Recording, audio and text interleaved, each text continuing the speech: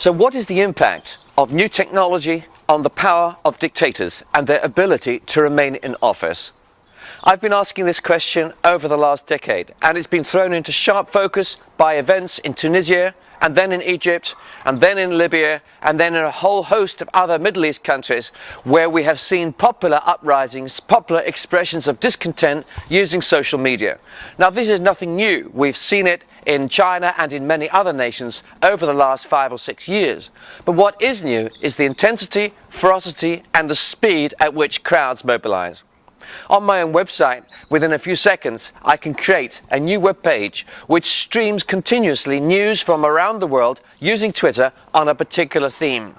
On that site, I was able to watch in real time the riots unfold in London at a time of one of the intergovernmental summits.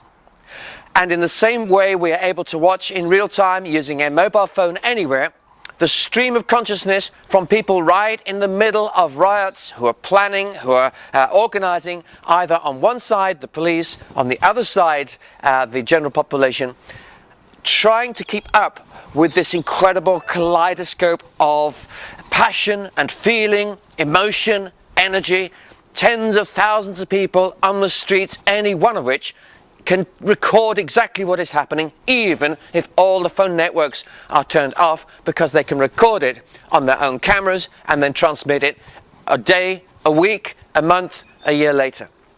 Now, the power of dictators in historical terms has always been greatest where the dictator has been able to control communications. And that's why the TV stations, the newspapers, the radio stations and the rest have always been important vehicles for state control. But in the future, it will become increasingly difficult. Now, we have seen many non-democratic countries turn off mobile phone communications. They've tried to restrict web access. They've turned off SMS in particular towns or cities that are under pressure. But this will become increasingly difficult in future. And we can expect the power of dictators to be consistently challenged by small numbers of people who are able to mobilize huge resources in an asymmetrical conflict, an unbalanced conflict between the people with a guerrilla movement of communications on the one hand and the power of the apparatus of the state control on the other, with police forces and army and the rest. And the other trouble about the information age is this: anonymity has been lost.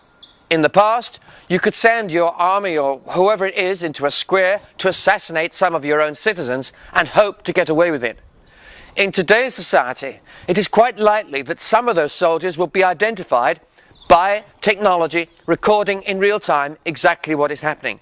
And those pieces of evidence will come to haunt those soldiers and their families in generations to come, as after a revolution people want to take stock.